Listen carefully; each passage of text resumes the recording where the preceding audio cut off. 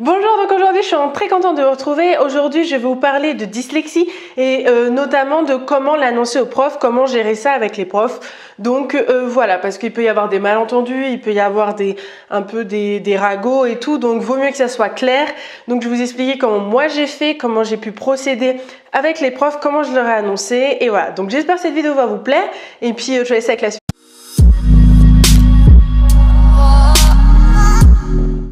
Donc c'est parti. Ce que j'ai fait déjà dans un premier temps, j'ai fait un dossier, bon le dossier et tout, comment j'ai fait le dossier machin, je t'en parlerai dans une autre vidéo parce que c'est chiant et c'est hyper long. Donc déjà moi j'ai fait un dossier pour être diagnostiqué dyslexique, pour que ça soit officiel. Oula.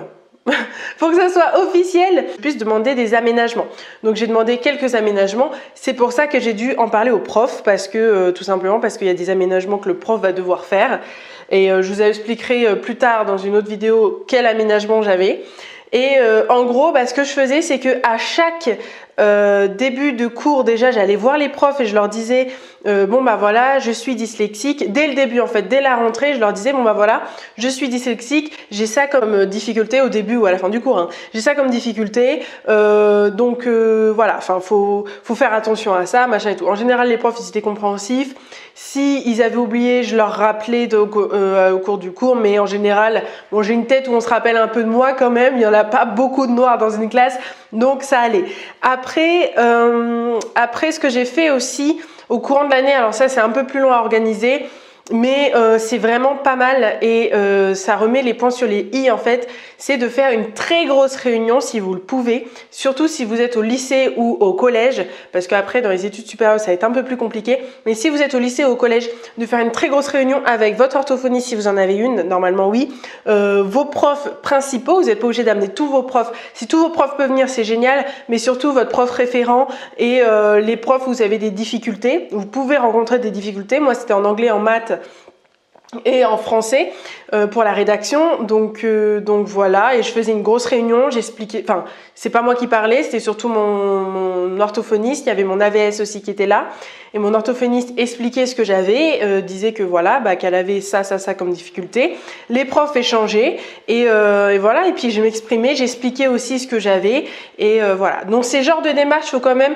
avoir, être quand même adulte, ce que je veux dire c'est que les profs peuvent faire des concessions, vous pouvez leur demander des choses, vous pouvez leur demander de faire des feuilles plus grandes pour les contrôles, d'avoir plus de temps, ça leur demande du boulot en plus aussi, il faut le savoir, il faut prendre ça en compte parce que c'est vrai que nous on demande quelque chose mais ça leur demande aussi du boulot en plus, c'est vrai que c'est leur boulot mais il faut pas oublier que c'est aussi des humains, il faut rester toujours poli et surtout adulte, ce que je veux dire c'est que il faut pas faire le zouave en classe, il faut rester quand même conscient que vous avez une difficulté et la personne en face de vous essaye de faire des efforts pour vous aider et derrière faut pas foutre le bordel dans sa classe parce que ça ne va pas, c'est pas compatible. Donc voilà, je vous conseille vraiment d'être quand même carré, de dire que bon vous êtes adulte et que voilà, il n'y a pas de problème, j'ai des difficultés, j'ai ça, on va essayer de, parce que s'il y a vraiment un lien qui se passe en fait avec le prof, vu que il a des choses particulières à vous amener et vous avez des attentes particulières du prof,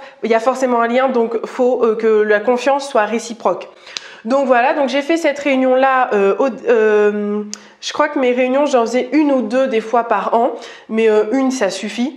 C'est super important de faire une réunion parce que souvent les profs pendant la réunion ils prennent vraiment conscience de la difficulté que vous avez, parce que même si vous allez voir les profs et vous dites bon voilà moi j'ai ça comme problème, ils vont se dire oui mais si ça se trouve elle exagère, ou si ça se trouve, vous savez on a toujours tendance à exagérer ou à minimiser la chose. Là c'est en toute objectivité, en toute impartialité, vu qu'il y a quand même un médecin avec nous, il y a quand même une orthophoniste, donc du coup c'est vraiment bien parce que du coup ils prennent vraiment conscience de la difficulté que vous pouvez avoir pendant les révisions, pendant leurs cours et tout. Donc c'est vraiment bien de le faire même une fois par an, tout simplement parce que les profs ça change et ils parlent pas forcément entre eux, et puis comme ça vous allez commencer à être connus au lycée, ils vont commencer à savoir à peu près les les différents aménagements qu'ils vont devoir faire pour vous. Donc c'est plutôt pas mal. Et puis moi j'avais des bons retours au niveau des profs. À chaque fois ils disaient bon bah c'est bien d'avoir fait une réunion parce que comme ça on sait exactement ta difficulté, on sait de quoi tu es capable, de quoi t'as plus de difficultés. Et voilà, donc ils aimaient beaucoup et en général j'avais des bonnes relations avec les profs, c'est pour ça que ça se passait bien. Donc vraiment la clé c'est vraiment avoir des bonnes relations avec les profs, parce que même des fois quand on n'a pas de bonnes relations avec les profs, c'est difficile de faire valoir sa difficulté. Alors si en plus on les saoule, c'est normal qu'ils fassent pas d'efforts. J'ai fait ça au collège et au lycée. Donc en études secondaires, c'est vraiment autre chose. Vous pourrez pas sachez que vous ne pourrez pas avoir les mêmes aides que vous avez au lycée ou au collège en études secondaires. Ça sera forcément différent. Vous en aurez. J'essaierai de vous en parler parce que j'en ai bénéficié et ça m'a énormément aidé. Mais voilà, je vous le dis, faut vraiment faire gaffe à ça. Cette transition, elle est très compliquée. Déjà qu'on soit dyslexique ou non. Donc voilà. Voilà, ben je pense que j'ai terminé ma vidéo. Et puis de toute façon, je pense que je vous ferai d'autres vidéos. Je vous expliquerai les problèmes que j'ai eu avec les profs. Qu'est-ce qui s'est passé, comment j'ai réagi, qu'est-ce que j'ai fait, parce qu'il peut y en avoir, tous les profs ne sont pas compréhensifs. Donc voilà. Donc j'espère que cette vidéo vous aura plu et à une prochaine vidéo. Ciao!